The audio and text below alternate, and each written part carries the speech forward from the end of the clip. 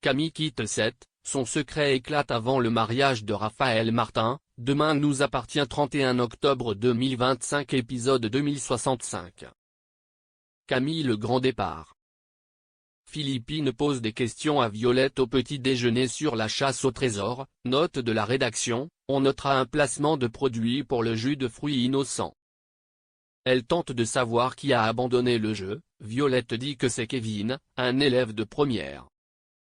Philippine prévient Charles par SMS, elle lui dit qu'elle sait qui est allé dans la maison. Sarah et Roxane ont tendu un piège au vendeur de bijoux, avec des échanges de messages. Benny dit à Kevin qu'il va falloir un peu de temps pour qu'il se retourne avec les loyers d'avance. Les frais d'agence.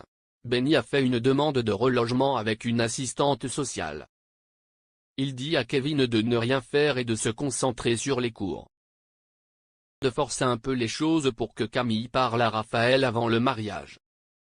Camille avoue qu'elle a trouvé un emploi d'hôtesse d'accueil dans un hôtel de luxe à Londres, qui accueille la Fashion Week.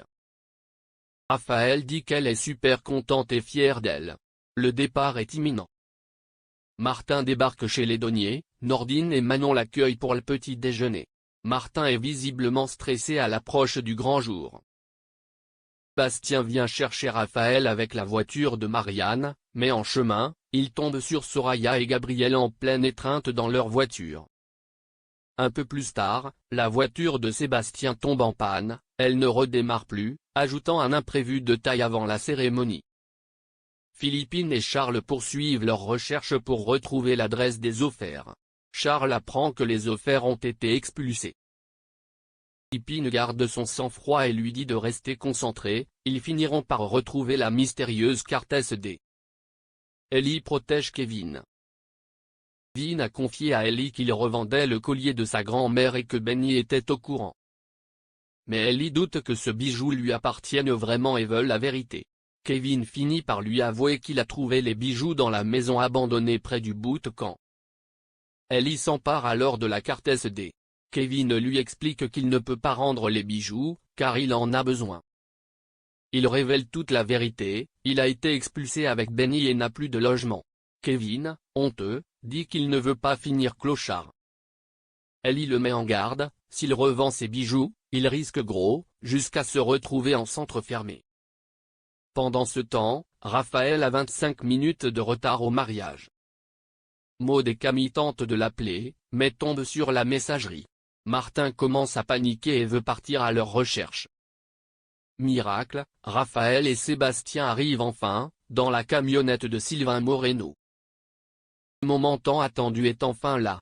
Raphaël et Martin s'unissent officiellement. C'est l'heure des vœux, du bonheur et le plein d'émotions. Lors du lancer de bouquet, Marguerite l'attrape sous les applaudissements.